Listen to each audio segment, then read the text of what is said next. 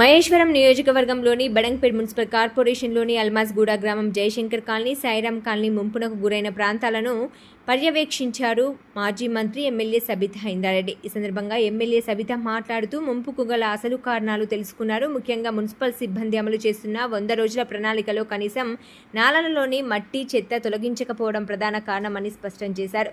వర్షాలు పడ్డాక నాలాల దగ్గరికి వెళ్లి పరిశీలించడం కాకుండా ముందుగానే నాలాలను శుభ్రం చేస్తే ఈ పరిస్థితి వచ్చేది కాదని ఘాటుగా వ్యాఖ్యానించారు. వాతావరణ శాఖ ఎప్పటికప్పుడు హెచ్చరిస్తున్న అధికారులు పట్టించుకోవడం లేదని మండిపడ్డారు.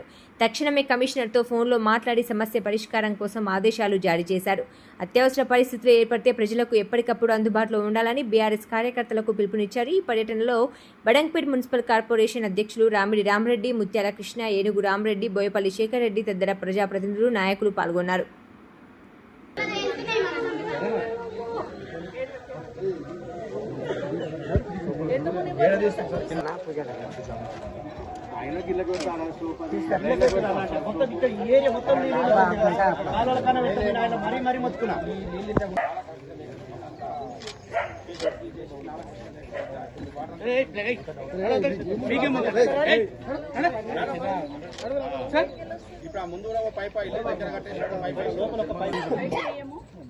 స్టార్ట్ అవుతుందా పోతుంది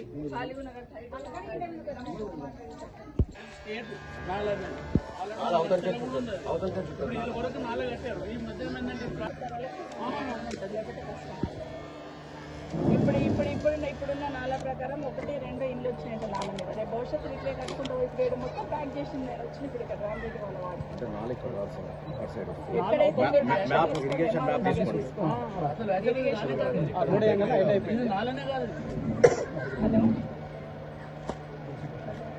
చెప్పండి ఏం చేయాలి. ఓవర్ఫ్లో లేనే లేదు, డ్రైనేజ్ ఓవర్ఫ్లో లేదు, అసలు డ్రైనేజ్ వాటర్ అయిపోతలేవు.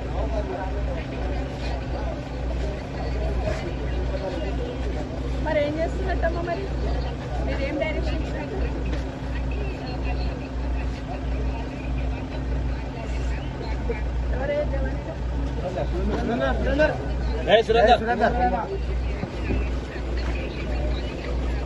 మీరు చెప్పిందంటే పోతారు.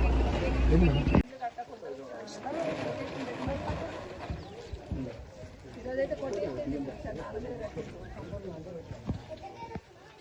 రైట్ రేపు వచ్చింది.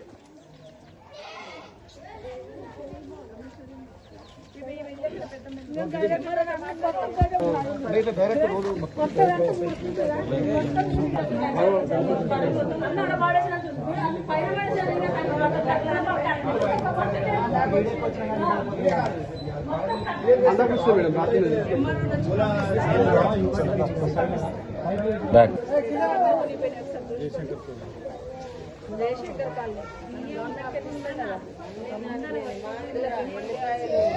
చచ్చిపోయినాయి. ఇప్పుడు ఎంఆర్ గారు చెప్తే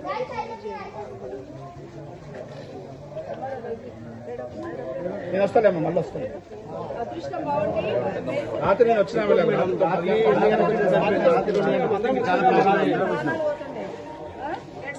రాత్రి 2 గంటలకి సమస్య కాదు.